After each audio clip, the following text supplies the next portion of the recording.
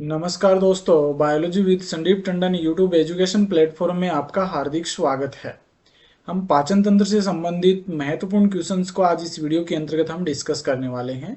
ये video live होने वाला था लेकिन टेक्निकल इश्यूज की वजह से नहीं हो पाया। इस वीडियो के अंतर्गत हम 100 से भी अधिक एमसीक्यूज है वो डिस्कस करने वाले हैं पाचन तंत्र से संबंधित, और कंप्लीट टॉपिक को यानी कि कंप्लीट पाचन तंत्र को, डाइजेस्टिव सिस्टम को हम क्वेश्चंस के माध्यम से डिस्कस करेंगे। और ऐसे क्वेश्चन इसमें शामिल किए गए हैं जो कि पीछे एग्जाम में पूछे जा चुके हैं और आगे पूछे जाने की संभावना है। ये सभी क्वेश्चन आपके एनसीईआरटी बेस्ड हैं, यानी कि एनसीईआरटी की बुक से बनाए गए हैं। और ये क्वेश्चन आपके नीट आरपीएससी फर्स्ट ग्रेड के लिए बहुत ही महत्वपूर्ण रहने वाले हैं। इसके अलावा जितने भी प्रतियोगी परीक्षाएं हैं उन सभी के लिए भी बहुत ही महत्वपूर्ण रहने वाले हैं। तो आइए शुरू करते हैं। आज का हमारा पहला क्वेश्चन है, लार में कौन सा एंजाइम पाया जाता है? यानी कि मुख में लार का सिक्रेशन होता है, उस लार में कौन सा एंजाइम उपस्थित होता है? ऑप्शन फर्स्ट है टाइलिन, सेकंड है लाइसोजाइम, थर्ड है दोनों, फोर्थ है इनमें से कोई नहीं। तो इसका राइट आंसर है ऑप्शन थर्ड हो जाएगा, यानी कि टाइलिन और लाइसोजाइम दोनों एंजाइम ही लार में पाए जाते हैं। टाइलिन को हम एल्फा एमाइलेज भी कहते हैं, एल्फा एमाइलेज। टाइलिन का मुख्य कार्य क्या होता है? ये क्या करता है? स्टार्च का पाचन करता है और स्टार्च को माल्टोज में बदल देता है।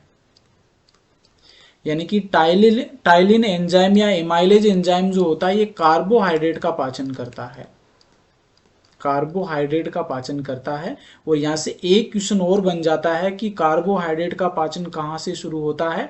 तो कार्बोहाइड्रेट का पाचन शुरू हो जाता है मुख गुहा से। और एक क्वेश्चन ये बन जाता है कि सर्वप्रथम पाचन है वो कहां से शुरू होता है? तो मुख गुहा से पाचन की शुरुआत होती है। दूसरा एंजाइम होता है लाइसोजाइम। लाइसोजाइम का मुख्य कार्य होता है जीवाणुओं को नष्ट करना, जीवाणुओं को नष्ट करना। यानी कि जब हम भोजन करते हैं उस भोजन में कुछ बैक्टीरिया वगैरह हमारे भोजन के माध्यम से मुख में चले जाते हैं, तो उनको नष्ट करने का कार्य लाइसोजाइम का होता है। ये जीवाणुओं की कोशिका भित्ति है उसको गला देता है, जिसके कारण जीवाणु क्या हो जाते हैं? मर्त हो जाते हैं। तो लार में कौन से एंजाइम होते हैं? टाइलिन होता है, लाइसोजाइम होता है, ये दोनों ही एंजाइम पाए जाते हैं। और लार के कारण जो हमारे मुख का जो पीएच होता है वो होता है 6.8। मुख का जो पीएच होता है वो कितना होता है? 6.8 होता है। ये अच्छे से आपको ध्यान में रखना है क्योंकि सभी है बहुत ही महत्वपूर्ण तथ्य हैं जहां से क्वेश्चन बनने की अधिक संभावना रहती है। नेक्स्ट क्वेश्चन है, इनमें से मुख में कौन से पदार्थ का पाचन होता है? ये अभी हमने बात की है, इनमें से मुख में कौन से पदार्थ का पाचन होता है? ऑप्शन फर्स्ट है प्रोटीन, सेकंड है कार्बोहाइड्रेट, थर्ड है वसा और फोर्थ है इनमें से कोई नहीं। तो इसका राइट आंसर ऑप्शन सेकंड हो जाएगा, यानी कि मुख में कार्बोहाइड्रेट का पाचन होता है। और कार्बोहाइड्रेट का पाचन जो करता है वो एल्फा एमाइलेज एंजाइम करता है, जिसे हम टाइलिन भी कहते हैं। तो कार्बोहाइड्रेट का पाचन है वो मुख से ही स्टार्ट हो जाता है। अब बात करते हैं प्रोटीन। तो प्रोटीन का पाचन है वो कहाँ से स्टार्ट होता है? प्रोटीन का पाचन आमाशय से स्टार्ट होता है। आमाशय में एक एंजाइम पाया जाता है पेप्सिन, जो प्रोटीन का पाचन करता है। वसा का पाचन स्टार्ट होता है ग्रहणी से, यानी कि छोटी आंत से वसा का पाचन शुरू होता है। तो साथ में हम जो ऑप्शंस दे रखे हैं वो भी डिस्कस करते चलेंगे, जिसके कारण आपका एक क्वेश्चन में लगभग 2 से 3 क्वेश्चन आपके कवर हो जाएंगे। तो इस क्वेश्चन का राइट आंसर जो होगा वो कार्बोहाइड्रेट हो जाएगा। नेक्स्ट है, स्टार्च को माल्टोज में परिवर्तित करने का कार्य कौन सा एंजाइम करता है? स्टार्च को माल्टोज में परिवर्तित करने का कार्य कौन सा एंजाइम करता है? ये क्वेश्चन अभी हमने देखा है। ऑप्शन फर्स्ट है लाइसोजाइम, सेकंड है टाइलिन, थर्ड है रेनिन और फोर्थ है पेप्सिन। तो इसका राइट आंसर ऑप्शन सेकंड हो जाएगा, यानी कि टाइलिन या एल्फा एमाइलेज जो एंजाइम है ये स्टार्च को माल्टोज में परिवर्तित करता है, यानी कि कार्बोहाइड्रेट का पाचन करता है। लाइसोजाइम जीवाणुओं को नष्ट करता। रेनिन की हम बात कर लेते हैं। रेनिन है वो आमाशय रस में पाया जाता है, यानी कि आमाशय के द्वारा सिक्रेशन होता है इसका। और ये शिशु जो होते हैं, छोटे शिशु जो होते हैं उनमें प्रेजेंट होता है। और शिशुओं में दूध का पाचन है वो इसके द्वारा किया जाता है, दूध का पाचन। पेप्सिन है ये भी आमाशय के द्वारा सिक्रेशन होता है और ये प्रोटीन का पाचन करता है, प्रोटीन का पाचन करता है। नेक्स्ट क्वेश्चन है, कड़वे की जानकारी जीभ के किस भाग से होती है? यानी कड़वे स्वाद की जानकारी हमें जीभ के कौन से भाग से होती है? तो एक बार आप यहाँ पे इस चित्र के द्वारा इसको समझ लेते हैं कि कौन से भाग से जीभ के कौन सी स्वाद का अनुभव होता है। सबसे पहले हम आगे की बात करें तो जो अग्रभाग होता है, अग्रभाग से मीठे स्वाद का अनुभव होता है, मीठा। फिर पीछे का भाग यानी कि पश्च भाग, पश्च भाग से कड़वे स्वाद का अनुभव होता है। अग्र पश्च भाग की हम बात कर लेते हैं, ये वाला भाग अग्र पार्श्व भाग की, अग्र पार्श्व भाग की बात करें तो ये नमकीन स्वाद का अनुभव करवाता है, नमकीन स्वाद का अनुभव करवाता है। और पश्च पार्श्व भाग की हम बात करें, पीछे का पार्श्व भाग, तो इसकी बात करें तो ये हमें खट्टे स्वाद का अनुभव करवाता है। तो ये 2-3 क्वेश्चन आपके जीभ से संबंधित है वो यहाँ पर राइट हो जाते हैं कि अग्र भाग हमें मीठे स्वाद का अनुभव करवाता है, अग्र पार्श्व भाग है नमकीन का, पश्च भाग ये कड़वे स्वाद का, और पश्च पार्श्व भाग है ये खट्टे स्वाद का अनुभव करवाता है। तो क्वेश्चन में हमें पूछा है कि कड़वे की जानकारी जीभ के किस भाग से होती है, तो इसका राइट आंसर कौन सा हो जाएगा? पश्च भाग जो होता है जीभ का वो हमें कड़वे स्वाद का अनुभव करवाता है। नेक्स्ट क्वेश्चन है, एक वयस्क व्यक्ति का दंत सूत्र होता है, वयस्क व्यक्ति का डेंटल फॉर्मूला क्या होता है? ऑप्शन फर्स्ट है 2102/2102, और सेकंड ऑप्शन है 2123/2123, थर्ड है 1023/1023, और फोर्थ है 2223/2223। तो इसका राइट आंसर ऑप्शन सेकंड हो जाएगी। अच्छे से आपको ध्यान में रखना है, जो डेंटल फॉर्मूला होता है वो 2123/2123 होता है, इंटू 2 और इंटू 2, ये टोटल हो जाएंगे 16 ऊपर वाले जबड़े में, 16 नीचे वाले जबड़े में, और टोटल कितने होते हैं? 32 दांत वो हमारे अंदर पाए जाते हैं। देखो किस प्रकार से डिवाइड करते हैं ये मान लीजिए ये हो गया हमारा जबड़ा, एक मिनट,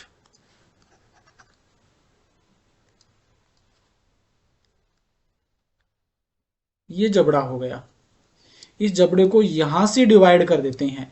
इस साइड वाले दांत हमें काउंटिंग करने, यहाँ पर एक दांत हो गया, मान लीजिए यहाँ पर इस प्रकार से दांत होते हैं। तो इस साइड में 2 दांत सबसे पहले कौन से होते हैं? इंसाइजर होते हैं। इसके बाद में यहाँ पर एक दांत होता है, कौन सा? ये होता है केनाइंस, यहाँ पर होता है एक केनाइंस। इसके बाद में यहाँ पर होते हैं 2 दांत, ये 2 दांत कौन से हैं? ये प्री मोलर्स होते हैं, प्री मोलर्स। और इसके बाद में अंत में 3 दांत होते हैं, मोलर्स। तो सबसे पहले आगे वाले 2 दांत ये कौन से हो गए? इंसाइजर, और फिर केनाइंस, और फिर प्रीमोलर्स, फिर मोलर्स। तो 2 होते हैं, इसको हिंदी में बता दें, इंसाइजर यानी कि कृंतक, और फिर केनाइन यानी कि रदनक, और फिर प्रीमोलर्स अग्रचर्वणक, और मोलर्स क्या हो जाएंगे? चर्वणक हो जाएंगे। तो ये आधे जबड़े की बात यहाँ पर चल रही है, और आधे जबड़े में इधर होंगी तो हमने 2 से मल्टीप्लाई कर दिया, टोटल एक जबड़े में कितने हो जाएंगे? 16 दांत। इसी प्रकार से नीचे वाले जबड़े में 16 हो जाएंगे, तो टोटल 32 दांत होते हैं। तो डेंटल फॉर्मूला क्या होता है? 2123/2123। ये तो होता है सामान्य एक वयस्क व्यक्ति का डेंटल फॉर्मूला।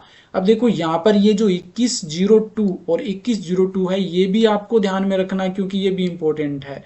ये किस कारण से इंपॉर्टेंट है ये भी मैं यहाँ पर आपको बता देता हूँ। जो ये वाला फॉर्मूला होता है, ये दूध के दांत का फॉर्मूला होता है, दूध के दांत का फॉर्मूला, दूध के दांत का सूत्र है।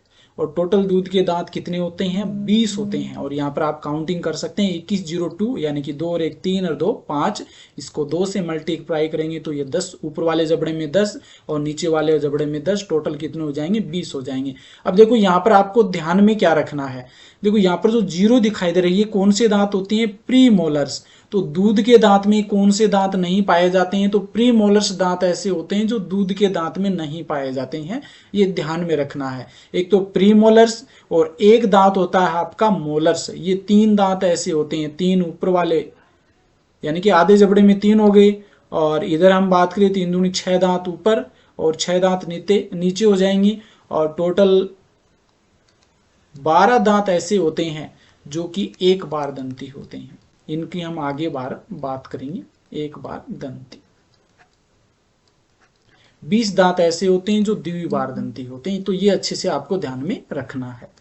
नेक्स्ट क्वेश्चन है, मानव शरीर में सबसे कठोर पदार्थ होता है। बहुत ही इंपॉर्टेंट क्वेश्चन है, बहुत बार एग्जाम में पूछा जा चुका है और ये आगे भी छपने की संभावना है। मानव शरीर में सबसे कठोर पदार्थ होता है।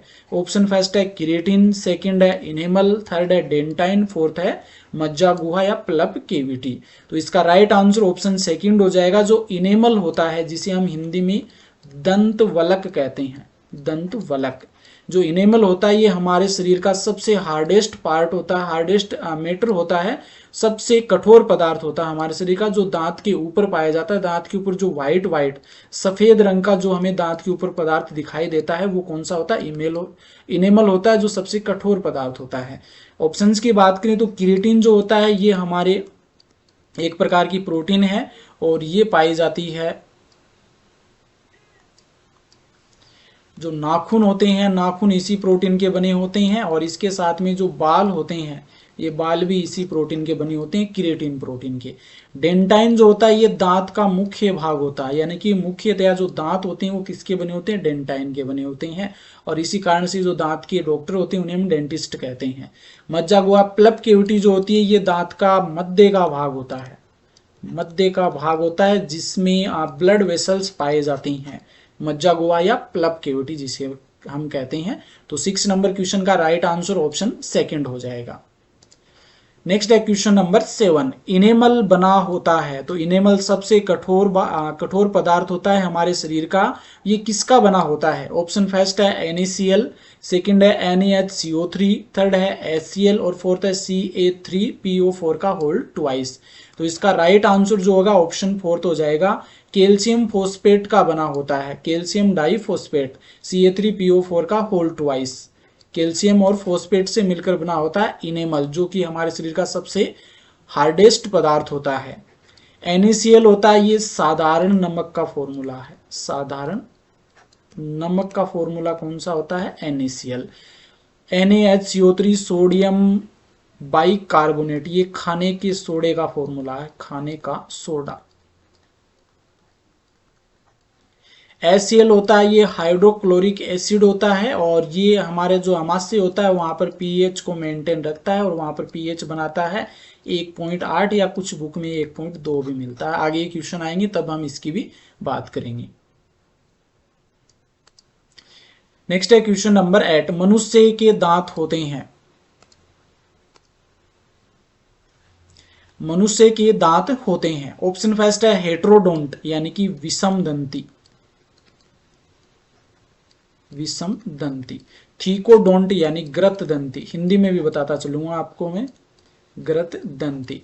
डाइफायोडोंट यानी कि द्विबार दंती, द्विबार दंती। तो इसका राइट आंसर जो होगा ऑप्शन फोर्थ हो जाएगा, यानी कि उपयुक्त सभी हैं, ये मनुष्य के दांत के विशेष फीचर होते हैं। हेट्रोडोंट मतलब विषम दंती दांत जो होते हैं मनुष्य के अंदर अलग अलग प्रकार के होते हैं। सामान्यतः बात करें तो दांत होते हैं 4 प्रकार के। एक हो जाएगा इसमें इंसाइजर, यानी कि जिन्हें हम करंतक कहते हैं, करंतक। दूसरे हो जाएंगे केनाइंस, यानी कि रदनक, और तीसरे हो जाएंगे प्रीमोलर्स, यानी कि अग्रचर्वणक, अग्रचर्वणक। और चौथा जो प्रकार हो जाएगा वो हो जाएगा चर्वणक या मोलर्स। करंतक जो होते हैं इनकी संख्या हम बात करें तो एक जबड़े में 4 होते हैं, टोटल 8 होते हैं। एक जबड़े में 4, यानी कि ऊपर वाले जबड़े में 4 और नीचे वाले जबड़े में 4, टोटल कितने होंगे? 8 हो जाएंगे। और इनका जो मुख्य कार्य जो होता है वो कार्य क्या होता है? भोजन को काटना, भोजन को काटने का कार्य होता है। नेक्स्ट रत्नक की हम बात करें तो रत्नक एक तो इस साइड में मान लो ऊपर वाले जबड़े में 2 होते हैं, नीचे वाले जबड़े में 2 होते हैं, टोटल कितने हो जाएंगे? 4 होते हैं रत्नक, और इनका मुख्य कार्य होता है भोजन को चीरना फाड़ना, चीरना फाड़ना। और सामान्यतः हम बात करें तो जितने भी मांसाहारी जंतु होते हैं उनमें रत्नक जो होते हैं बहुत ही अधिक विकसित रूप में पाए जाते हैं, जिनका मुख्य कार्य क्या होता है? भोजन को चीरना फाड़ना है। वो मांस को क्या करते हैं? चीर फाड़ करके खाने का कार्य करते हैं।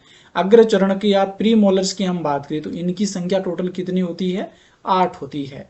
और इसका जो मुख्य 4 ऊपर वाले में 4 नीचे वाले में, इसका मुख्य कार्य होता है भोजन को चबाना, भोजन को पीसना या भोजन को चबाना।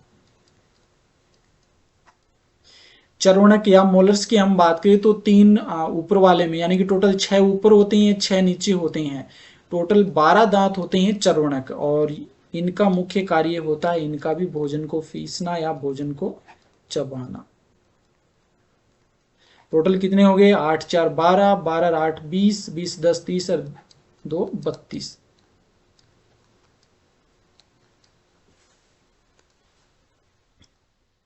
टोटल 32 दांत होते हैं। तो ये 4 प्रकार के दांत है वो मनुष्य में पाए जाते हैं। थीकोडोंट की हम बात करें तो ये जो दांत होते हैं इस प्रकार से पाए जाते हैं, तो ग्रत में धसे हुए पाए जाते हैं। इस प्रकार से ये ग्रत बने रहते हैं और इस ग्रत में ये धसे हुए पाए जाते हैं, तो इस कारण इन्हें ग्रत दंती कहते हैं। डाइफायोडोंट यानी कि द्विबार दंती होते हैं, तो इस टर्म को भी आप यहाँ पर समझ सकते हैं।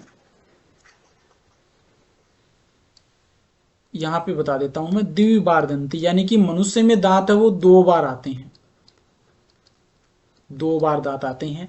पहले आते हैं अस्थायी दांत या जिन्हें हम दूध के दांत कहते हैं, दूध के दांत। इनकी संख्या टोटल होती है 20। तो 20 दांत होते हैं वो दूध के दांत होते हैं। दूध के दांत में कौन से नहीं होते? एक तो प्री मोलर्स नहीं पाए जाते हैं, प्री मोलर्स, और एक जिसे हम अक्कल दाढ़ बोलते हैं, अक्कल दाढ़, विजडम टीथ जिन्हें हम कहते हैं, अक्कल दाढ़ या विजडम टीथ है वो एक अब्सेंट होता है। तो टोटल 12 दांत ऐसे होते हैं जो क्या होते हैं? एक बार दंती होते हैं, एक बार दंती होते हैं। वो सीधे स्थायी दांत के रूप में आते हैं, ये दोबारा नहीं आते हैं। 20 दांत ऐसे होते हैं जो द्विबार दंती होते हैं, द्विबार दंती होते हैं। इसके बाद में आते हैं स्थायी दांत, परमानेंट टीथ, स्थायी दांत, और इनकी संख्या टोटल होती है 32 यानी कि 32। ये सभी आपको ना महत्वपूर्ण तथ्य हैं, ये सभी ध्यान में रखने, बहुत सारी चीजें यहाँ पर आपकी क्लियर हो गई हैं। नेक्स्ट है क्वेश्चन नंबर 9, दांतों का अध्ययन विज्ञान की कौन सी शाखा में किया जाता है? ऑप्शन फर्स्ट है हिपेटोलॉजी, सेकंड है ऑस्टियोलॉजी, थर्ड है ओडेंटोलॉजी और फोर्थ है मायोलॉजी।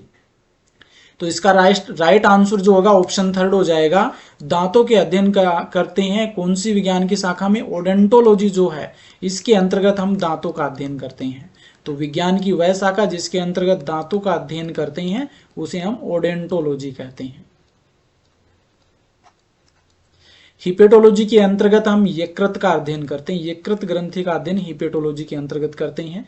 ओस्टियोलॉजी के अंतर्गत हम अस्थियों का अध्ययन करते हैं,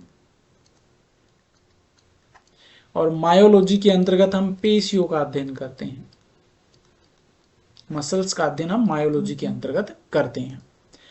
नेक्स्ट है क्वेश्चन नंबर 10, दांत बने होते हैं, दांत किसके बने होते हैं? ऑप्शन फर्स्ट है कैल्शियम व फॉस्फोरस, सेकंड है नाइट्रोजन व सल्फर, थर्ड है मैग्नीशियम व आयरन और फोर्थ है सोडियम व कोबाल्ट। तो इसका राइट आंसर है ऑप्शन फर्स्ट हो जाएगा, कैल्शियम व फॉस्फोरस के बने होते हैं दांत। और ये फॉर्मूला भी आपको ध्यान में रखना, CA2PO4 का whole twice, calcium phosphate, calcium और फॉस्फोरस के बने होते हैं टीथ यानी कि दांत। निम्न में से कौन सा कथन असत्य है? तो 4 ऑप्शंस दे रखे हैं, इनमें से कौन सा कथन है जो असत्य हमें छांटना है?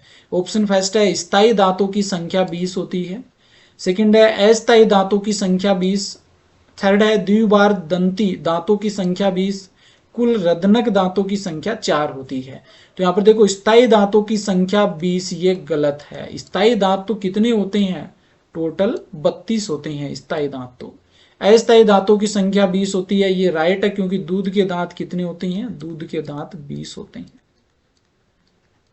द्विबार दंती दांतों की संख्या कितनी होती है? 20, ये भी राइट है। कुल रदनक, रदनक यानी कि केनाइंस दांतों की संख्या 4 होती है, ये भी राइट है। तो ये तीनों ऑप्शन राइट है, ऊपर वाला जो फर्स्ट ऑप्शन ये गलत हो जाएगा। तो आपका यहाँ पर इस क्वेश्चन का राइट आंसर जो होगा वो होगा ऑप्शन फर्स्ट, स्थायी दांतों की संख्या 20 नहीं होती है, 32 होती है। नेक्स्ट है क्वेश्चन नंबर 12, हाथी में कौन सा दांत गजदंत के रूप में बाहर निकला रहता है? हाथी में कौन सा दांत गजदंत के रूप में बाहर निकला रहता है? तो हाथी में हमने देखा होगा 2 दांत है वो बाहर की ओर निकले रहते हैं, जो कि व्हाइट कलर के होते हैं। तो वो किस प्रकार का दांत होता है? ऑप्शन फर्स्ट है ऊपरी जबड़े का केनाइन, सेकंड है निचले जबड़े का इंसाइजर, थर्ड है ऊपरी जबड़े का इंसाइजर, और फोर्थ है इनमें से कोई नहीं।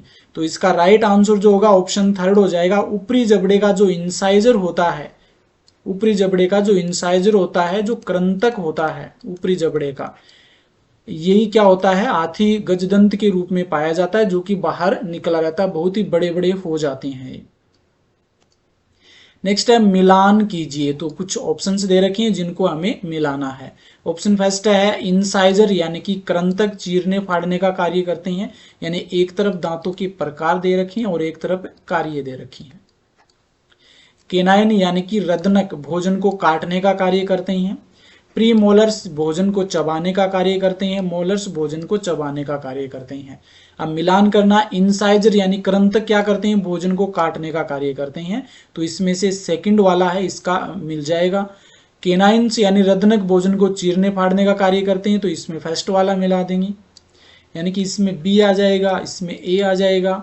प्री मोलर्स भोजन को चबाने का कार्य करते हैं और मोलर्स भी चबाने का कार्य करते हैं, दोनों भी हम सेम ही कार्य होते हैं दोनों को, तो दोनों को हम मिला सकते हैं, इसमें सी और इसमें डी।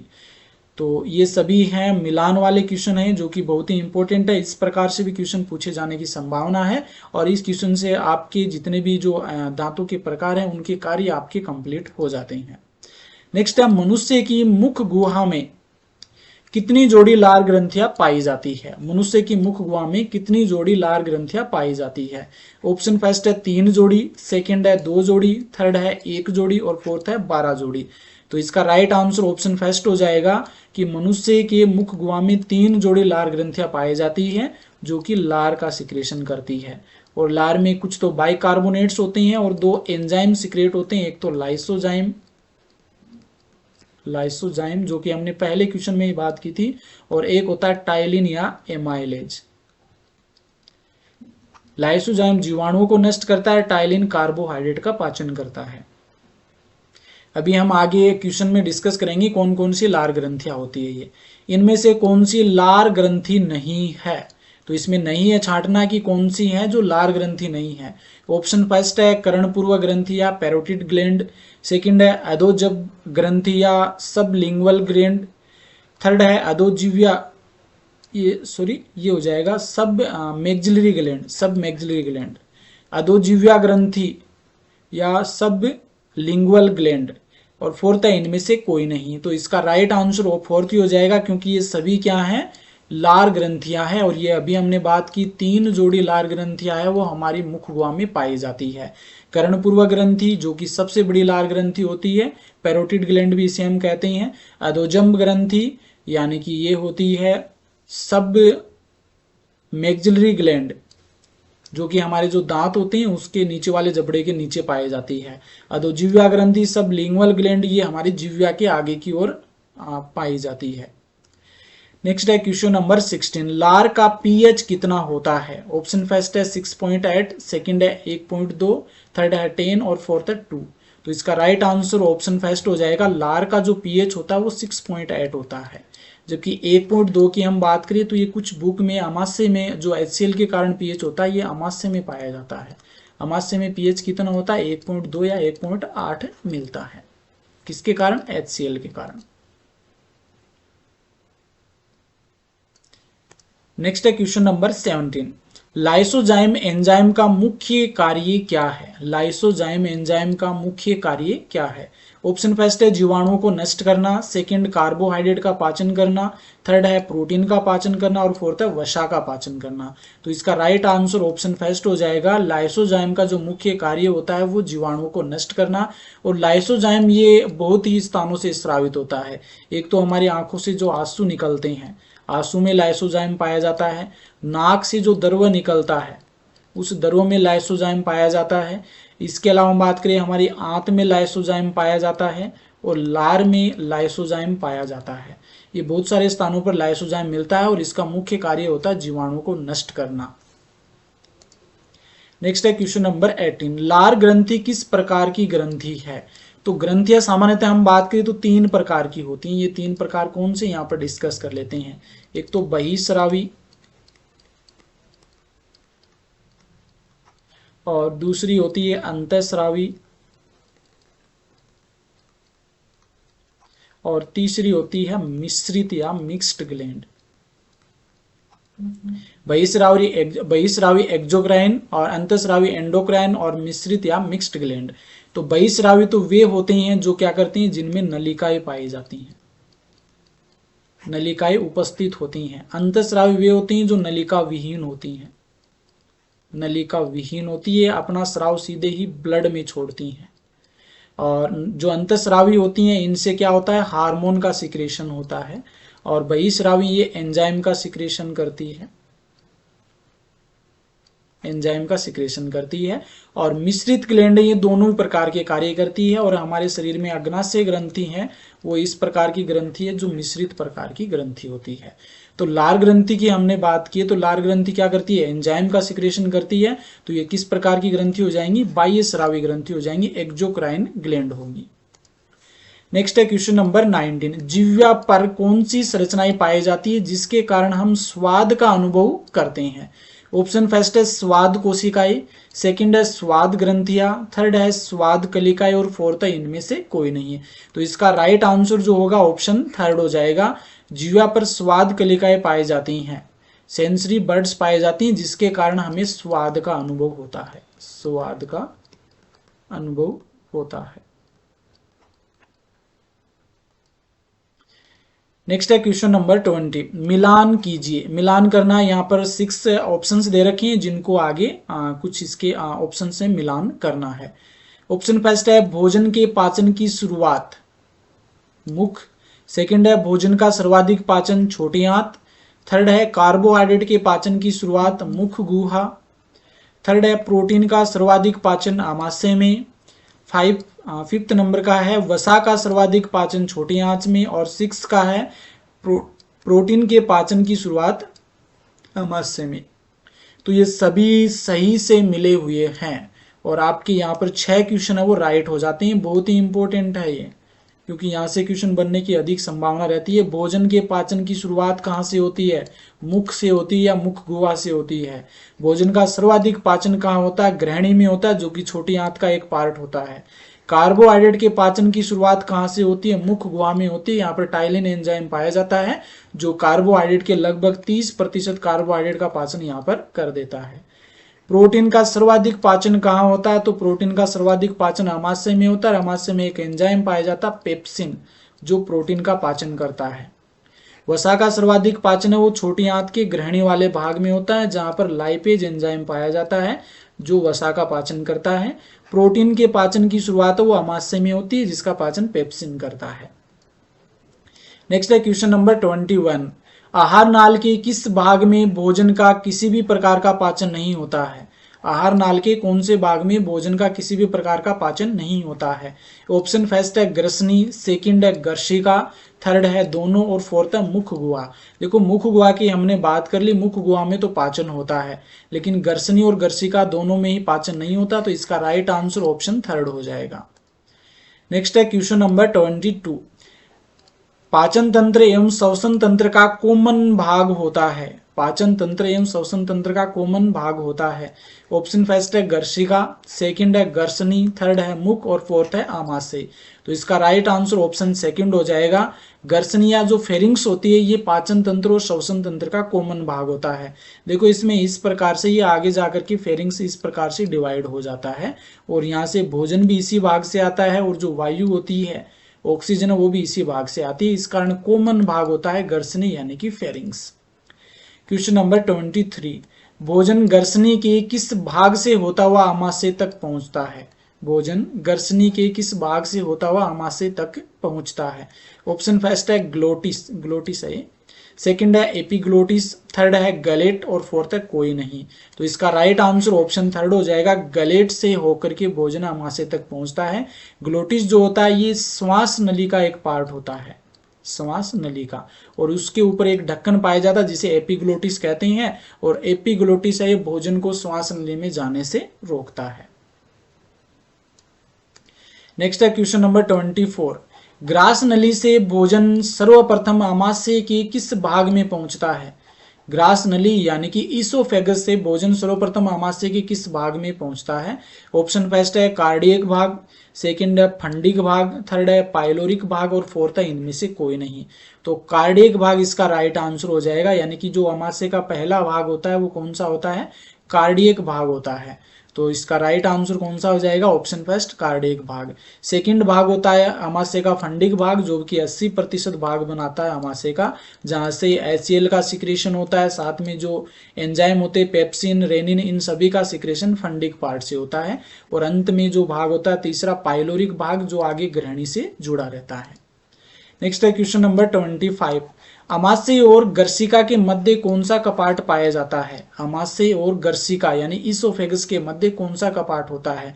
ऑप्शन फर्स्ट है जठर निर्गमी कपाट, सेकंड है जठरागम कपाट और थर्ड है द्विविलन कपाट और फोर्थ है त्रिविलन कपाट। द्विविलन और त्रिविलन कपाट तो ये हमारे हार्ट में पाए जाते हैं, तो इनका तो यहाँ पर कोई काम नहीं है। ये दो आते हैं जठर निर्गमी कपाट और दूसरा है जठरागम पार्ट। तो एक तो जठर निर्गमी कपाट होता है, जहां से जठर क्या करता है, यानी कि जो जठर रस होता है वो यहां से निकलता है, और दूसरा है जठरागम पार्ट। तो यहाँ पर राइट आंसर ऑप्शन सेकंड हो जाएगा। जठरागम कपाट है, ये आमाशय और गर्सिका को जोड़ता है,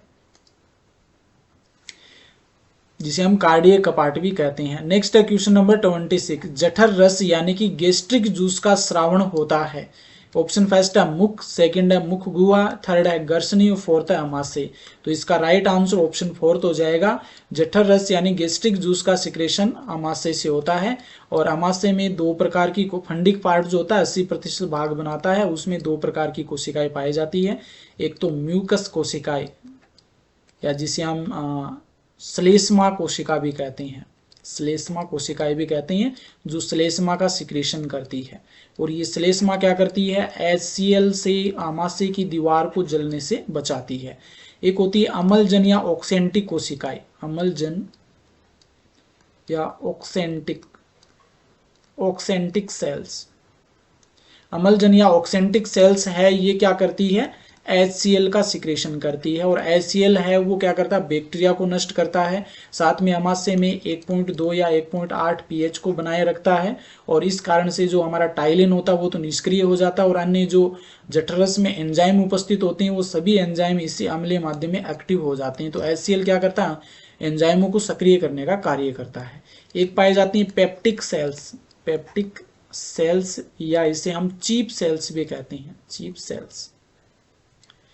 पेप्टिक सेल्स या चीप सेल्स ये क्या करती है? एंजाइम का सिक्रेशन करती है, एंजाइम का सिक्रेशन करती है। और कौन कौन से एंजाइम निकलते हैं? एक तो पेप्सिन होता है, और एक रेनिन होता है, और एक होता है लाइपेज। लाइपेज बहुत ही कम समय के लिए एक्टिव रहता है। तो पेप्सिनोजन के रूप में पाया जाता है, यानी कि निष्क्रिय अवस्था में पाया जाता है, जिसे HCl सक्रिय करता है, जो कि प्रोटीन का पाचन करता है। रेनिन है, ये शिशुओं में पाया जाता है, बच्चों में पाया जाता है प्रो रेनिन के रूप में, इनएक्टिव स्टेज में। और ये रेनिन क्या करता है? दूध का पाचन करता है। लाइपेज वसा का पाचन करता है, लेकिन बहुत ही कम समय के लिए एक्टिव रहता है। नेक्स्ट है क्वेश्चन नंबर 27। दूध में पाए जाने वाली प्रोटीन है, दूध में कौन सी प्रोटीन पाई जाती है? ऑप्शन फर्स्ट है केसिन, सेकंड है ओसिन, थर्ड है लैक्टोज और फोर्थ है ग्लोबिन। तो इसका राइट आंसर ऑप्शन फर्स्ट हो जाएगा। दूध में केसिन प्रोटीन पाई जाती है। लैक्टोज क्या होती है? शर्करा होती है, ये दूध में पाए जाने वाली शर्करा है, दूध में पाए जाने वाली शर्करा है लैक्टोज। ग्लोबिन, हीमोग्लोबिन आपने नाम सुना होगा, तो हीमोग्लोबिन में ग्लोबिन प्रोटीन पाई जाती है। ओसिन प्रोटीन ये हमारी हड्डियों में पाई जाती है। तो यहाँ पर 4 क्वेश्चन आपके राइट हो जाते हैं। नेक्स्ट है क्वेश्चन नंबर 28। निम्न में से कौन सा एंजाइम आमाशय से स्रावित नहीं होता है? तो इनमें से कौन सा एंजाइम है जो आमाशय से सिक्रेट नहीं होता है? ऑप्शन फर्स्ट है रेनिन, सेकंड है पेप्सिन, थर्ड है जठर लाइपेज और फोर्थ है ट्रिप्सिन। तो रेनिन तो निकलता है प्रो रेनिन के रूप में, और पेप्सिन भी निकलता है, जठर लाइपेज भी निकलता है, लेकिन जो ट्रिप्सिन होता है ये हमारे आंतरिक अग्नाशय रस से निकलता है, अग्नाशय रस में पाया जाता है ट्रिप्सिन एंजाइम। नेक्स्ट है क्वेश्चन नंबर 29। निम्न में से कौन सा एंजाइम प्रोटीन के पाचन में सहायक है? ये थोड़ा सा क्वेश्चन में मिस्टेक है। निम्न में से कौन सा एंजाइम है प्रोटीन के पाचन में सहायक है? ऑप्शन फर्स्ट है टाइलिन, सेकंड है लाइसोजाइम, थर्ड है पेप्सिन और फोर्थ है लाइपेज। तो टाइलिन तो हमने बात कर ली, कार्बोहाइड्रेट का पाचन करता है। लाइसोजाइम जीवाणुओं को नष्ट करता है। लाइपेज वसा का पाचन करता है। और इस क्वेश्चन का राइट आंसर जो हो जाएगा ऑप्शन थर्ड हो जाएगा। पेप्सिन जो होता है प्रोटीन के पाचन में सहायक है। नेक्स्ट है क्वेश्चन नंबर 30। HCl का स्रावण आहार नाल के किस भाग में होता है? ऑप्शन फर्स्ट है मुख गुहा, सेकंड है गर्सनी, थर्ड है गर्शिका, फोर्थ है आमाशय। तो इसका राइट आंसर है ऑप्शन फोर्थ हो जाएगा। HCl का सिक्रेशन है वो आमाशय से होता है। और हाइड्रोक्लोरिक अम्ल HCl जो होता है ये आमाशय में 1.2 या 1.8 pH को बनाए रखता है, और जिसके कारण आमाशय में पाए जाने वाले एंजाइम एक्टिव होते हैं और अपना कार्य करना स्टार्ट करते हैं। और साथ में जो जीवाणु हैं, बैक्टीरिया, उनको नष्ट करने का कार्य भी HCl के द्वारा किया जाता है। नेक्स्ट है क्वेश्चन नंबर 31। पानी में फ्लोराइड की अधिकता से दांतों में कौन सा रोग होता है? पानी में फ्लोराइड की अधिकता से दांतों में कौन सा रोग होता है? ऑप्शन फर्स्ट है गोइटर रोग, सेकंड है फ्लोरोसिस, थर्ड है लीवर सिरोसिस और फोर्थ है ओस्टियोपोरोसिस। तो इसका राइट आंसर ऑप्शन सेकंड हो जाएगा कि पानी में फ्लोराइड की अधिकता से दांतों में फ्लोरोसिस रोग हो जाता है, जिसके कारण दांत पीले पीले हो जाते हैं। गोइटर रोग होता है, ये आयोडीन की कमी से होता है और ये हमारी थायराइड ग्रंथि से संबंधित है। लीवर सिरोसिस लीवर से संबंधित है, यकृत से संबंधित है। ओस्टियोपोरोसिस है, ये विटामिन डी की कमी से होता है, जिसमें हड्डियां क्षीण हो जाती है, कमजोर पड़ जाती है। नेक्स्ट है क्वेश्चन नंबर 32। दूध में उपस्थित केसिन नामक प्रोटीन को कैल्शियम पैराकेसिनेट में बदलने का कार्य कौन सा एंजाइम करता है? यानी केसिन प्रोटीन को कैल्शियम पैराकेसिनेट में कौन सा एंजाइम बदलता है? ऑप्शन फर्स्ट है लाइपेज, सेकंड है पेप्सिन, थर्ड है रेनिन, फोर्थ है जठर लाइपेज। तो हमने पहले ही बात कर ली कि दूध का पाचन कौन सा एंजाइम करता है, तो रेनिन करता है। इसका राइट आंसर रेनिन हो जाएगा, जो कि आमाशय से सीक्रेट होता है। नेक्स्ट है क्वेश्चन नंबर 33। आमाशय में प्रोटीन का पाचन कौन सा एंजाइम करता है? आमाशय में प्रोटीन का पाचन कौन सा एंजाइम करता है? ऑप्शन फर्स्ट है ट्रिप्सिन, सेकंड है काइमोट्रिप्सिन, थर्ड है पेप्सिन, फोर्थ है रेनिन। देखो रेनिन तो दूध का पाचन करता है, तो ये तो होगा नहीं। ट्रिप्सिन और काइमोट्रिप्सिन ये आमाशय में पाए नहीं जाते, क्योंकि दोनों ही अग्नाशय रस में पाए जाते हैं। तो इसका राइट आंसर ऑप्शन थर्ड हो जाएगा। पेप्सिन जो है ये क्या करता है? प्रोटीन का पाचन करता है,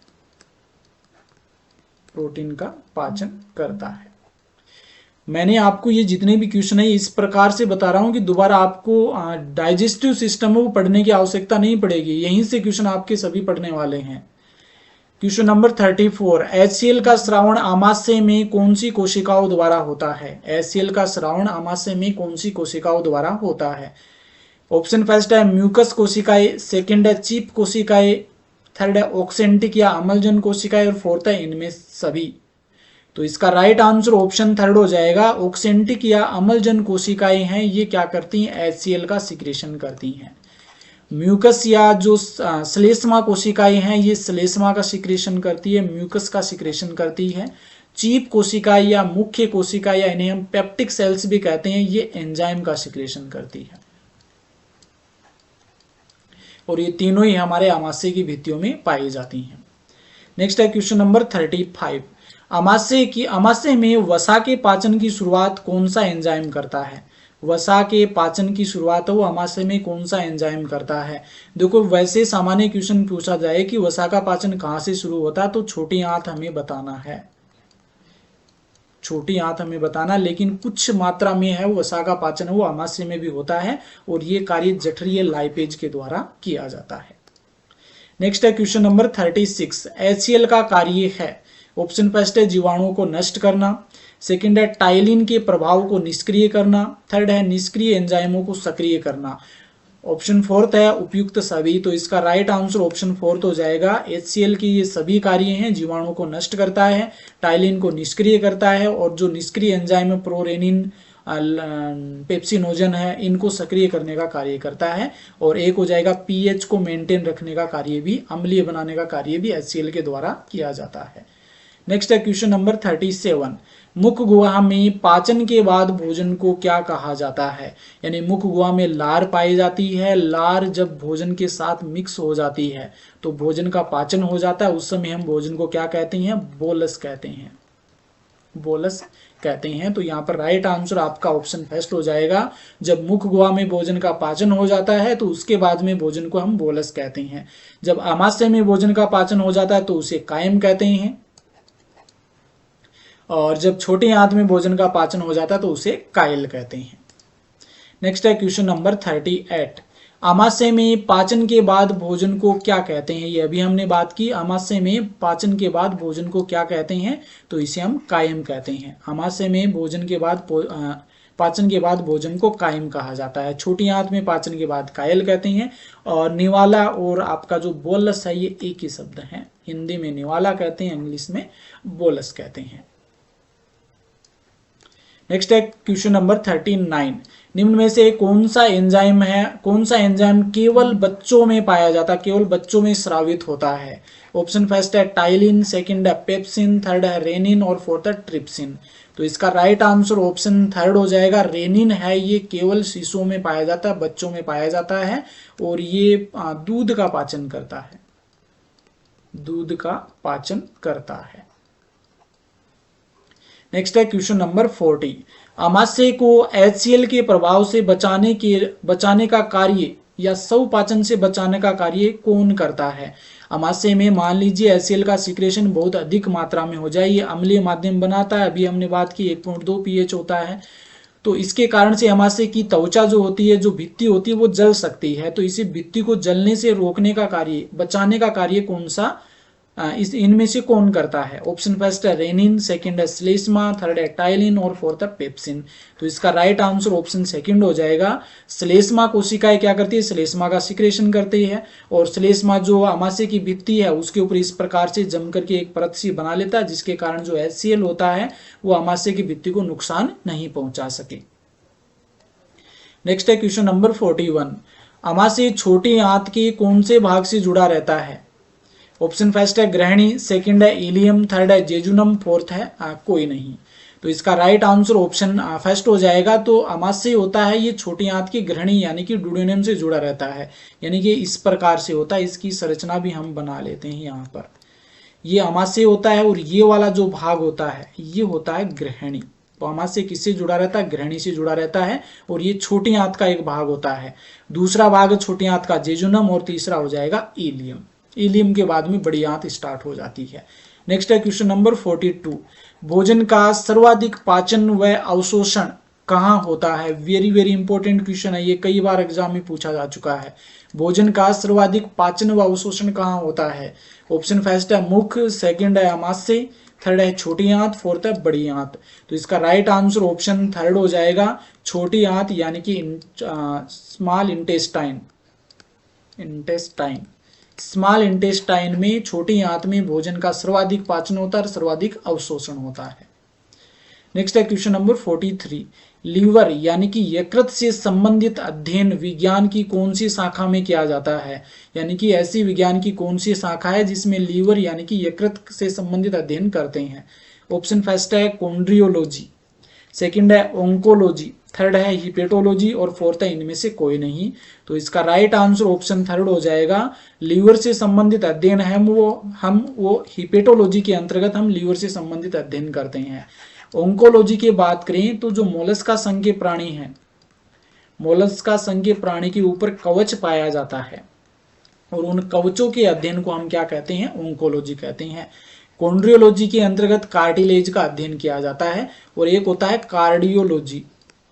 कार्डियोलॉजी इससे मिलता जुलता ही शब्द है। कार्डियोलॉजी के अंतर्गत हम हृदय का अध्ययन करते हैं, हृदय से संबंधित अध्ययन कार्डियोलॉजी के अंतर्गत करते हैं। नेक्स्ट है क्वेश्चन नंबर 44। मानव शरीर की सबसे बड़ी ग्रंथि है, मानव शरीर की सबसे बड़ी ग्रंथि है। ऑप्शन फर्स्ट है पीयूष ग्रंथि, सेकंड है थायराइड ग्रंथि, थर्ड है यकृत ग्रंथि और फोर्थ है इनमें से कोई नहीं। तो इसका राइट आंसर ऑप्शन थर्ड हो जाएगा। यकृत ग्रंथि है, ये सबसे बड़ी ग्रंथि होती है मनुष्य की, सबसे बड़ी ग्रंथि। अगर यही क्वेश्चन आपको इस प्रकार से पूछा जाता कि मानव शरीर की सबसे बड़ी अंतःस्रावी ग्रंथि कौन सी है? अंतःस्रावी ग्रंथि, तो इसका राइट आंसर कौन सा होगा? थायराइड ग्रंथि जो होती है ये हमारे शरीर की सबसे बड़ी अंतःस्रावी ग्रंथि होती है। तो दोनों क्वेश्चन आपको ध्यान में रखनी है, सबसे बड़ी ग्रंथि यकृत और सबसे बड़ी अंतःस्रावी ग्रंथि थायराइड ग्रंथि। नेक्स्ट है क्वेश्चन नंबर 45, निम्न में से कौन सा कथन यकृत के संबंध में असत्य है? यकृत के संबंध में यहाँ पर कुछ पॉइंट दे रखे हैं, इनमें से कौन सा है जो असत्य है, गलत को हमें छांटना है। ऑप्शन फर्स्ट है पित्रस का श्रावण पित्ताशय में होता है। सेकंड है लीवर से पित्रस का श्रावण होता है, यानी कि यकृत से। थर्ड है यकृत कोशिकाएं कैरोटीन से विटामिन ए का संश्लेषण करती हैं। फोर्थ है अमोनिया से ऑर्निथिन चक्कर द्वारा यूरिया का निर्माण यकृत में होता है। तो देखो यहाँ पर ये वाला भी राइट आपका कि लीवर से पित्रस का श्रावण होता है। लीवर की जो कोशिकाएं हैं, यकृत कोशिकाएं, वो पित्रस का श्रावण करती हैं। यकृत कोशिकाएं कैरोटीन से विटामिन ए का संश्लेषण करती हैं, ये भी राइट है। और अमोनिया यानी कि NH3 से NH2CO यूरिया का निर्माण है वो ऑर्निथिन साइकिल द्वारा यकृत के द्वारा किया जाता है, तो ये भी आपका राइट है। तो यहाँ पर गलत कौन सा हो जाएगा? ऑप्शन फर्स्ट है वो आपका गलत हो जाएगा।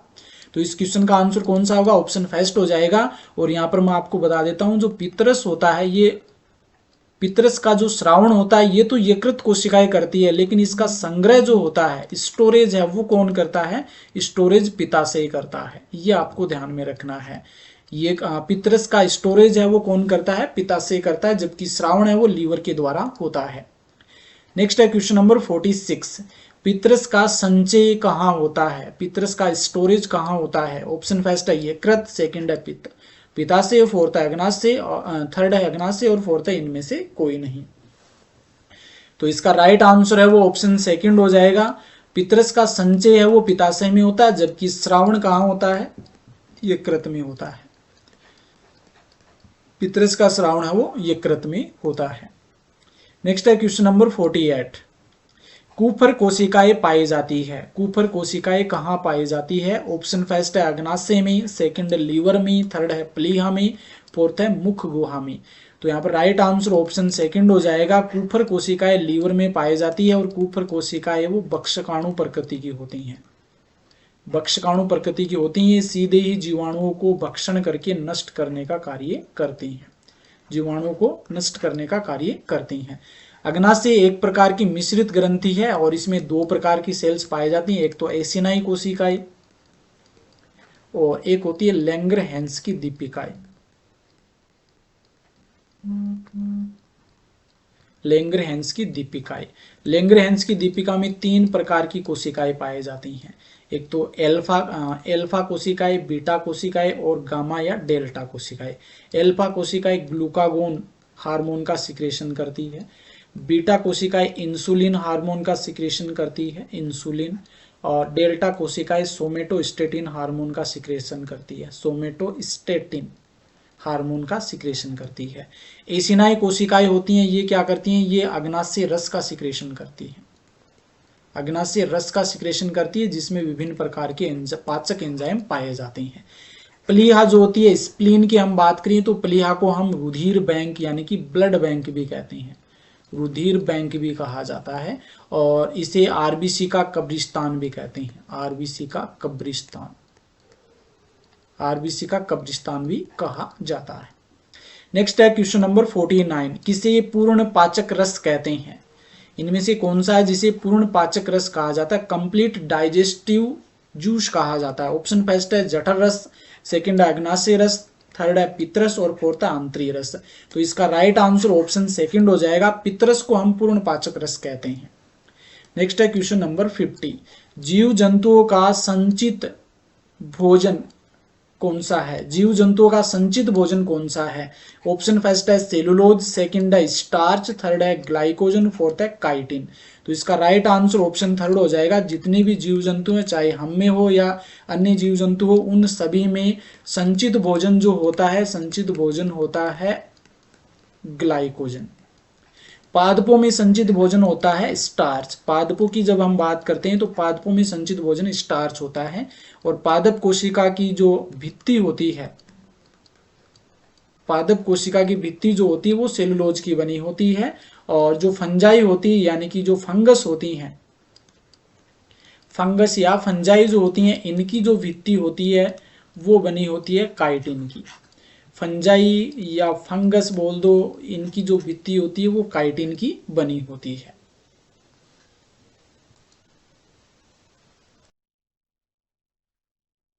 नेक्स्ट है क्वेश्चन नंबर 51। यकृत में कौन सी कोशिकाएं बक्षकाणु की तरह कार्य करती है, यानी यकृत में कौन सी कोशिकाएं जो बक्षकाणु की तरह कार्य करती हैं।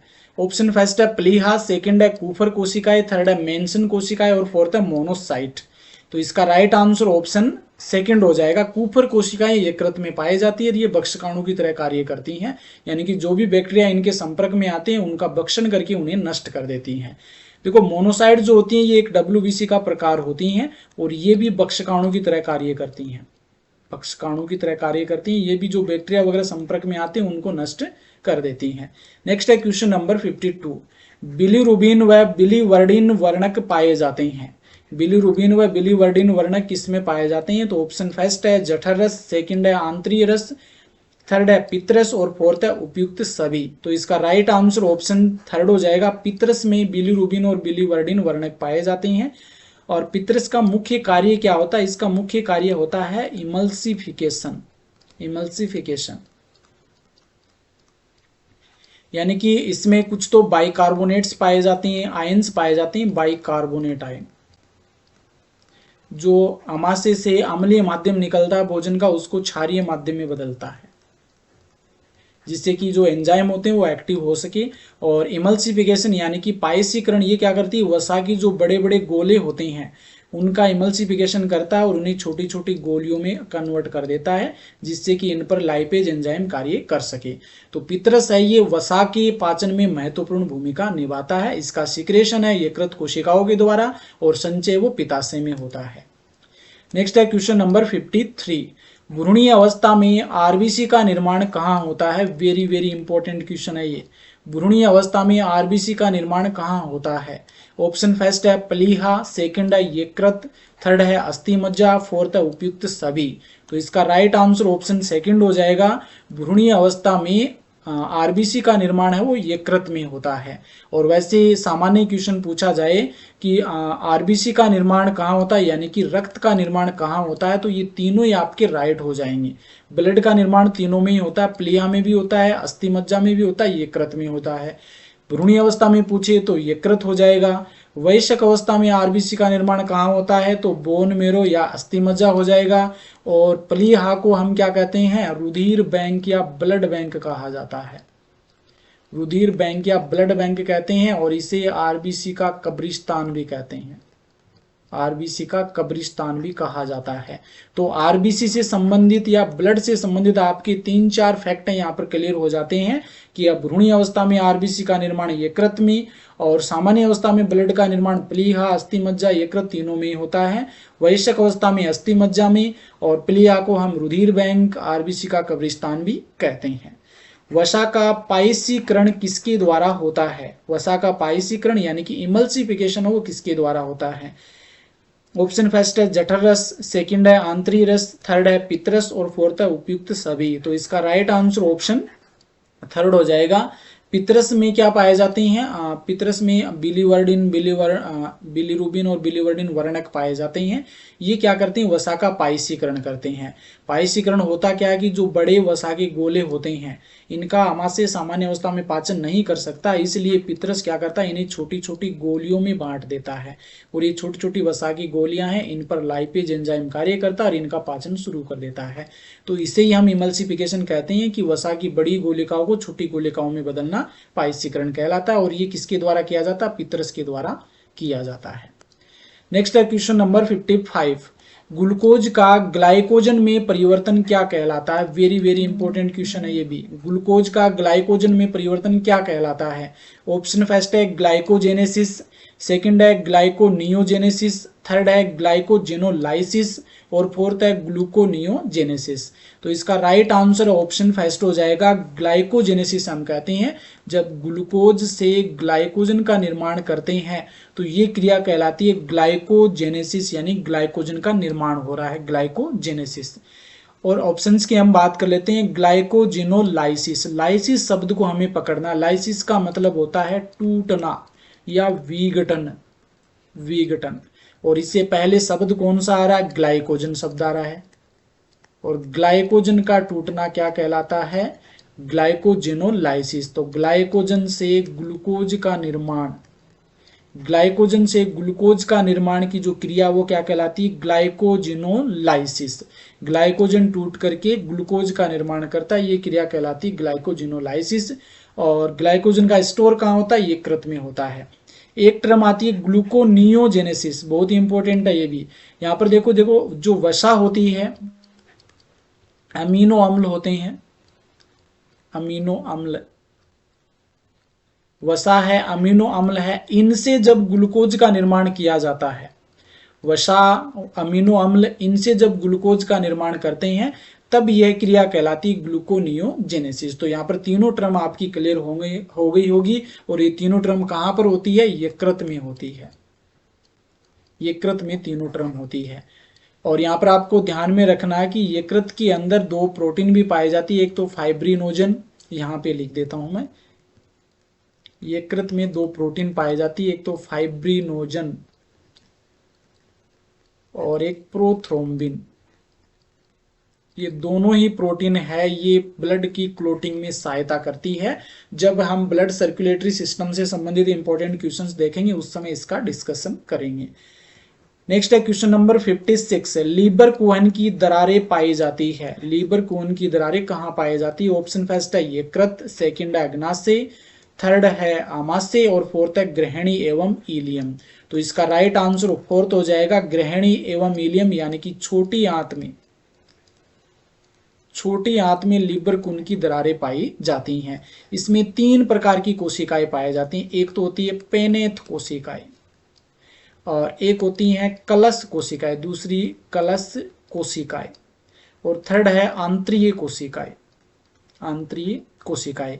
पेनेथ कोशिकाएं जो होती हैं ये लाइसोजाइम का सिक्रेशन करती है, लाइसोजाइम, जो कि बैक्टीरिया को नष्ट करता है। कलश कोशिकाएं श्लेष्मा का सिक्रेशन करती हैं।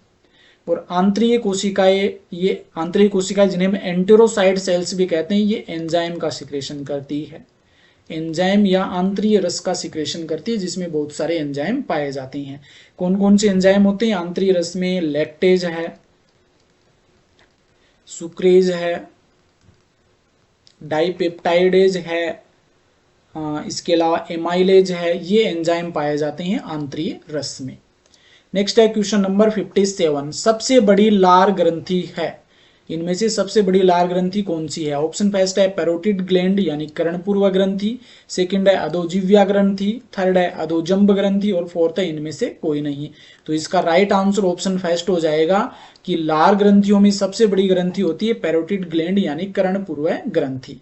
नेक्स्ट है क्वेश्चन नंबर 56, लेंग्रहेंस की द्वीप कोशिकाएं किसमें पाई जाती है। लेंग्रहेंस की द्वीप कोशिकाएं किसमें पाई जाती है। ऑप्शन फर्स्ट है यकृत ग्रंथि, सेकंड है अग्नाशय ग्रंथि, थर्ड है आमाशय और फोर्थ है छोटी आंत। तो इसका राइट आंसर ऑप्शन सेकंड हो जाएगा, अग्नाशय ग्रंथि, जो कि एक मिश्रित ग्रंथि है।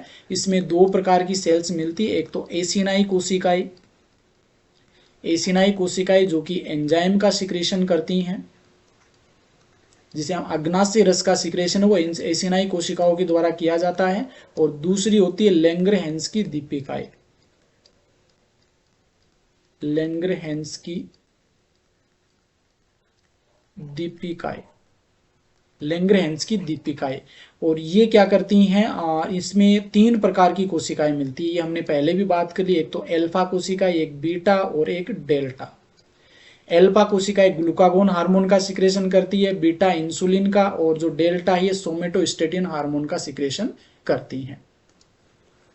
नेक्स्ट है क्वेश्चन नंबर 59, आहार नाल का सबसे लंबा भाग होता है। आहार नाल का सबसे लंबा भाग है, ऑप्शन फर्स्ट है मुख, सेकंड है गर्शिका, थर्ड है आमाशय, फोर्थ है छोटी आंत। तो यहाँ पर राइट आंसर ऑप्शन फोर्थ हो जाएगा, छोटी आंत है, जो कि आहार नाल का सबसे बड़ा भाग होता है, सबसे लंबा भाग होता है। नेक्स्ट है क्वेश्चन नंबर 60, अग्नाशय ग्रंथि से स्रावित होने वाला हार्मोन है। अग्नाशय ग्रंथि से स्रावित होने वाला हार्मोन है, ऑप्शन फर्स्ट है इंसुलिन, सेकंड है ग्लूकागोन, थर्ड है सोमेटोस्टेटिन और फोर्थ है उपयुक्त सभी। तो यहाँ पर राइट आंसर ऑप्शन फोर्थ हो जाएगा, उपयुक्त सभी। इंसुलिन है ये बीटा कोशिकाओं से सिक्रेट होता है, सोमेटोस्टेटिन डेल्टा कोशिकाओं से और ग्लूकागोन होता है ये एल्फा कोशिकाओं से सिक्रेट होता है। नेक्स्ट है क्वेश्चन नंबर 61। इंसुलिन हार्मोन की खोज किसने की थी? इंसुलिन हार्मोन की खोज वो किसके द्वारा की गई थी? ऑप्शन फर्स्ट है बेटिंग एवं बेस्ट, सेकंड है रॉबर्ट हुक, थर्ड है अल्टमान, फोर्थ है फोंटाना। तो इसका राइट आंसर ऑप्शन फर्स्ट हो जाएगा, बेटिंग एंड बेस्ट ने इंसुलिन हार्मोन की खोज की थी। ऑप्शंस की बात करें तो रॉबर्ट हुक ने कोशिका को सर्वप्रथम खोजा था, कोशिका की खोज 1665 ईस्वी में सर्वप्रथम रॉबर्ट हुक ने की थी।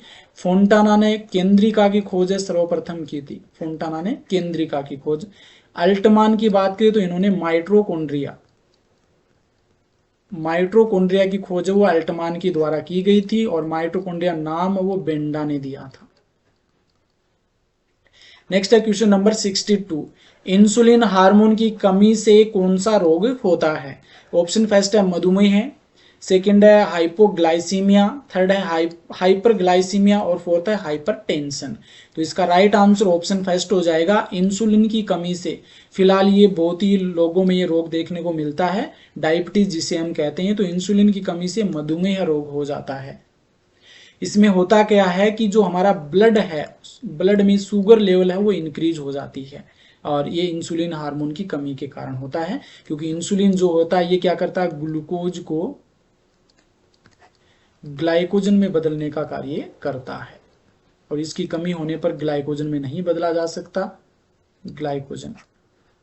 तो इंसुलिन की कमी से मधुमेह रोग हो जाता है। हाइपोग्लाइसीमिया, ब्लड में अगर शुगर लेवल है, ग्लूकोज की मात्रा है वो क्या हो जाए, कम हो जाए, ब्लड में ग्लूकोज की मात्रा कम हो जाए तो उस कंडीशन को हाइपोग्लाइसीमिया कहते हैं। अगर ब्लड में शुगर या फिर हम कह सकते हैं ग्लूकोज की मात्रा बढ़ जाए तो इसे हाइपरग्लाइसीमिया कहा जाता है। नेक्स्ट है क्वेश्चन नंबर 63। अग्नाशय ग्रंथि से कौन सा एंजाइम स्रावित होता है? ऑप्शन फर्स्ट है लाइपेज, सेकंड है काइमोट्रिप्सिन, थर्ड है ट्रिप्सिन और फोर्थ है उपयुक्त सभी। तो इसका राइट आंसर ऑप्शन फोर्थ हो जाएगा, अग्नाशय रस से लाइपेज, काइमोट्रिप्सिन, ट्रिप्सिन, कार्बोक्सीपेप्टाइडेज, इसके अलावा एमाइलेज,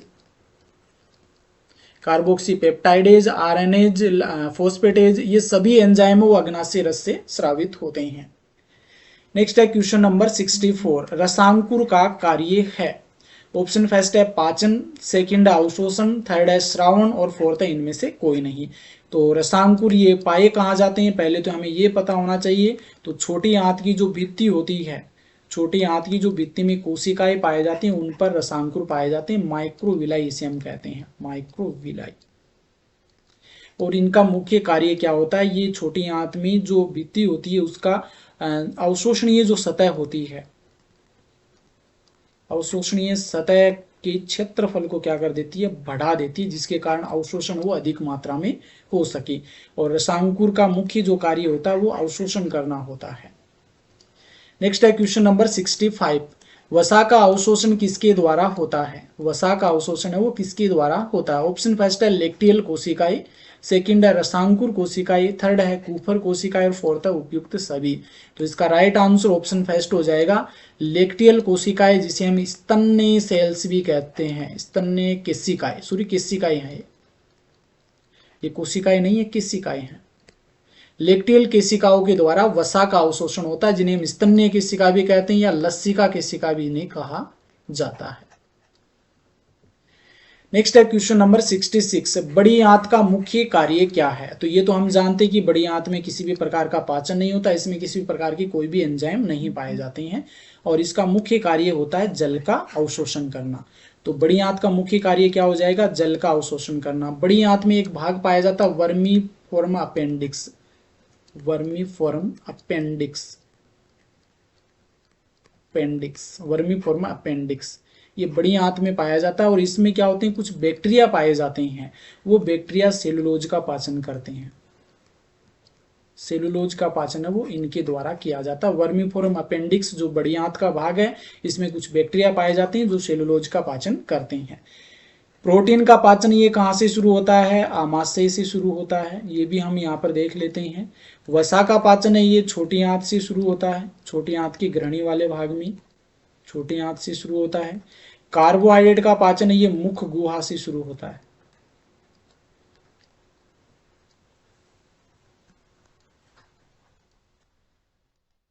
मुख गुहा से शुरू होता है, ये हमें ध्यान में रखना है। नेक्स्ट है क्वेश्चन नंबर 67, मल में दुर्गंध किसके कारण आती है? ऑप्शन फर्स्ट है इंडोल व स्केटोल के कारण, सेकंड है HCl के कारण, थर्ड है जठरस के कारण और फोर्थ है रेनिन के कारण। तो इसका राइट आंसर ऑप्शन फर्स्ट हो जाएगा। मल में दुर्गंध है वो इंडोल व स्केटोल के कारण आती है। HCl की हमने पीछे बात कर ली है, जठरस की हमने बात कर ली है। जठरस में HCl होता है और इसमें दो एंजाइम होते हैं, रेनिन होता है और रेनिन होता है, इसके अलावा लाइपेज होता है और एक होता है पेप्सिन। नेक्स्ट है क्वेश्चन नंबर 68, मनुष्य में अवशेषी अंग कौन सा है? इंपॉर्टेंट क्वेश्चन है, ये कई बार पूछा जा चुका है। मनुष्य में अवशेषी अंग कौन सा होता है? ऑप्शन फर्स्ट है कर्मी रूपी परिशेषिका, जिसे हम वर्मीफॉर्म अपेंडिक्स कहते हैं। सेकंड है कोलन, थर्ड है इलियम और फोर्थ है इनमें से कोई नहीं। तो इसका राइट आंसर ऑप्शन फर्स्ट हो जाएगा, कर्मी रूपी परिशेषिका या वर्मीफॉर्म अपेंडिक्स है। ये मनुष्य में अवशेषी अंग होता है, किसी काम का नहीं होता है। नेक्स्ट है क्वेश्चन नंबर 69, सर्वाधिक पुनरुद्भवन की क्षमता, रीजनरेशन की क्षमता वो किसमें पाई जाती है? ऑप्शन फर्स्ट है यकृत, सेकंड है हृदय, थर्ड है मस्तिष्क और फोर्थ है हड्डियां। तो इसका राइट आंसर ऑप्शन फर्स्ट हो जाएगा, यकृत यानी कि लीवर में सबसे अधिक पुनरुद्भवन की क्षमता पाई जाती है। वेरी वेरी इंपॉर्टेंट क्वेश्चन है, एग्जाम में छपने वाला क्वेश्चन है। क्वेश्चन नंबर 70, छोटी आंत की एंटेरोसाइट यानी आंतरीय कोशिकाओं से कौन सा एंजाइम स्रावित होता है? छोटी आंत की एंटेरोसाइट कोशिकाओं से कौन सा एंजाइम सीक्रेट होता है? ऑप्शन फर्स्ट है माल्टेज, सेकंड है सुक्रेज, थर्ड है आंतरीय लाइपेज और फोर्थ है उपयुक्त सभी। तो इसका राइट आंसर ऑप्शन फोर्थ हो जाएगा। माल्टेज, सुक्रेज, आंतरीय लाइपेज ये सभी एंजाइम है वो छोटी आंत की एंटेरोसाइट कोशिकाओं से सीक्रेट होते हैं। इसके अलावा इसमें बहुत सारे एंजाइम होते हैं, डेक्स्ट्रिनेज हो गया, लेक्टेज हो गया, डाइपेप्टाइडेज हो गया, कार्बोक्सीपेप्टाइडेज हो जाएगा, ये सभी एंजाइम एंटेरोसाइट कोशिकाओं से सीक्रेट होते हैं। आज का हमारा अंतिम क्वेश्चन है 71, मिलान कीजिए, एक तरफ पीएच मान दे रखा है। पीएच मान से क्वेश्चन है वो बहुत बार पूछे जाते हैं, लगभग हर कंपटीशन एग्जाम में आपको एक या दो क्वेश्चन देखने को मिलते हैं। लार का पीएच होता है 6.8, पितरस का होता है 7.7, रक्त का पीएच होता है 7.4, अग्नाशय रस का पीएच होता है 7.8, जठर रस का पीएच होता है 1.2 या कुछ बुक में 1.2 भी मिलता है। दूध का पीएच होता है 6.4, यूरिन यानी मूत्र का पीएच होता है 4.8 से 8.4, ये 4.8 से लेकर के 8.4 तक होता है। अशुद्ध जल का पीएच होता है 7। तो ये अलग अलग कुछ हैं जिनके पीएच मान दे रखे हैं जो आपके एग्जाम की दृष्टि से बहुत ही महत्वपूर्ण रहने वाले हैं। तो इस प्रकार से आज हमने टोटल 71 क्वेश्चन किए हैं और 71 के साथ में जो ऑप्शन है वो भी हमने डिस्कस किए हैं। इस प्रकार के आपके 150 से 200 क्वेश्चन है वो पाचन तंत्र से संबंधित कंप्लीट हो जाते हैं और आपका पाचन तंत्र का टॉपिक है वो कंप्लीट हो जाता है। एक या दो बार आपने ये वीडियो अच्छे से देख लिया तो आपके पाचन तंत्र का टॉपिक है वो अच्छे से पूरा कंप्लीट हो जाएगा। इससे बाहर आपको एक भी क्वेश्चन देखने को नहीं मिलेगा। तो ये वीडियो कैसा लगा है कमेंट करके जरूर बताइएगा, अधिक से अधिक शेयर कीजिए और मेरे चैनल को सब्सक्राइब कर लीजिए। आगे आने वाले वीडियो में हम श्वसन तंत्र है, इसके अलावा हम जो एनसीईआरटी की बुक हैं उनके टॉपिक वाइज हम जो एमसीक्यूज है वो लेकर आने वाले हैं। तो इसलिए आप मेरे इस चैनल पर जुड़े रहिए। धन्यवाद।